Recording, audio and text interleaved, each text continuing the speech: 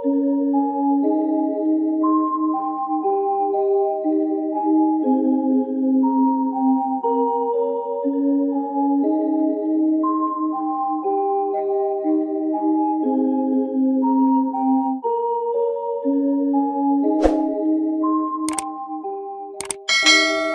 nggak kamu duduk sendirian di kafe atau mungkin di kamar, terus tiba-tiba mikir, kok aku sendirian ya? Kadang rasanya kayak ada beban, tapi di waktu lain ada sesuatu yang damai. Hari ini kita bakal ngobrolin sisi lain dari sendiri, yang mungkin jarang kita bahas, karena percaya atau enggak, sendiri itu ada banyak warnanya. Halo, selamat datang di podcast kita kali ini. Sebuah ruang kecil di mana kita bisa ngobrol santai tentang kesendirian, sepi, dan segala rasa yang datang bersamanya.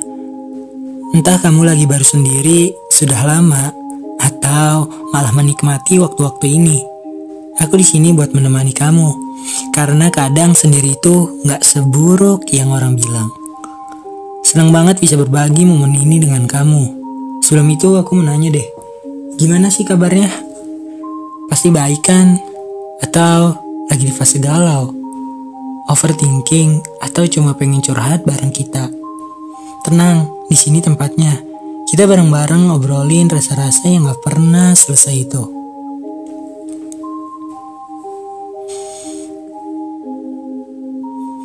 Jadi gini, aku mau cerita sedikit. Beberapa waktu lalu aku duduk sendiri di taman. Di sekelilingku ada keluarga yang lagi piknik, pasangan yang asik ngobrol, dan anak-anak yang main bola. Aku diem aja, gak main HP, gak bawa buku, cuma duduk. Dan tahu gak, awalnya aku ngerasa aneh. Kayaknya ada yang salah kalau aku cuma duduk sendiri. Tapi makin lama aku malah ngerasa tenang. Aku sadar, kita sering banget ngerasa tertekan untuk selalu bersama orang lain. Padahal ada momen di mana sendiri itu adalah waktu yang kita butuhin untuk recharge, untuk ngedengerin diri sendiri.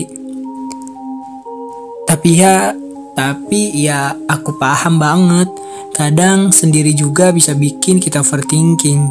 Kayak kenapa aku sendirian? Atau apa aku kurang cukup baik buat orang lain?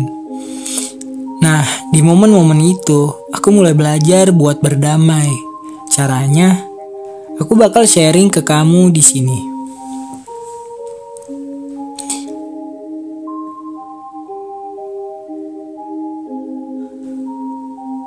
Sendiri itu waktu untuk mengenal diri sendiri.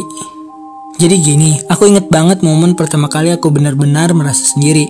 Waktu itu aku baru pindah ke kota baru, gak punya teman, gak punya siapa-siapa. Rasanya berat banget, kayak dunia lagi gak adil sama aku.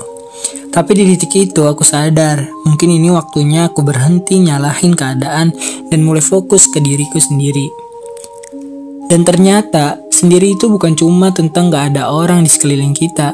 Kadang ada fase dimana kita sendiri karena butuh.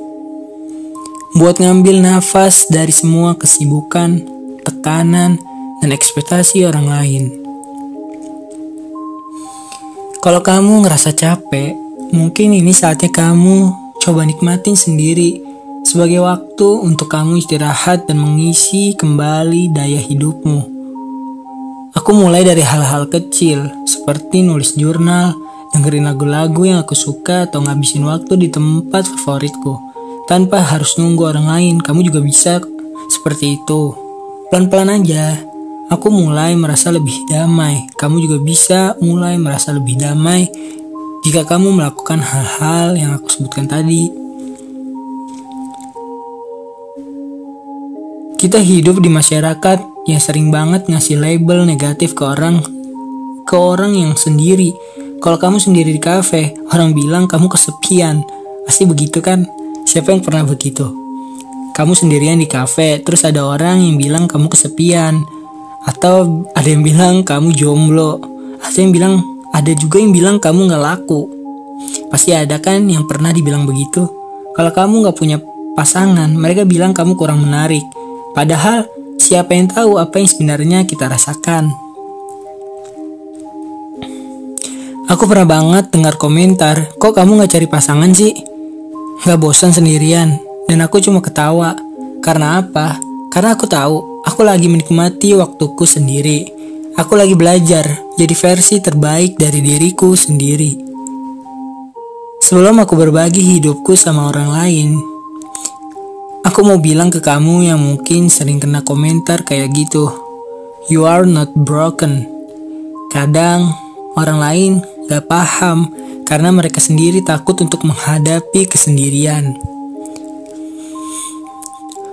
Dan itu bukan masalah kamu, itu masalah mereka. Jadi gimana caranya kita bisa menikmati kesendirian?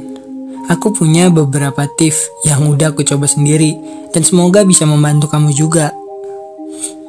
Lakukan hal yang kamu suka. Pasti banyak dari kamu, jika kamu sendirian pasti kamu melakukan hal-hal yang kamu suka.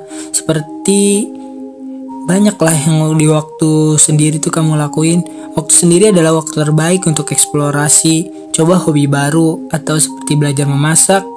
Pasti banyak dari kamu kan yang mencoba hal-hal baru seperti belajar memasak, melukis, atau sekedar membaca buku yang udah lama kamu tunda-tunda kamu baca. Kadang perasaan sepi itu terasa berat karena ada banyak hal yang kita pendam. Maka tulislah yang bisa kamu tulis, atau yang perjalanan hidupmu tulis. Itu yang kedua. Yang ketiga, nikmati alam. Kalau kamu mulai merasa suntuk, keluar rumah, jalan-jalan di taman, duduk di pantai, atau sekedar mendengar suara burung di pagi hari. Alam punya cara ajaib untuk bikin kita merasa lebih terhubung. Atau buat kamu yang sering ke pantai, kunjungilah pantai.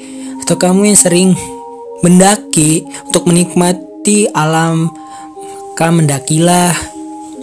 Meditasi atau mindfulness.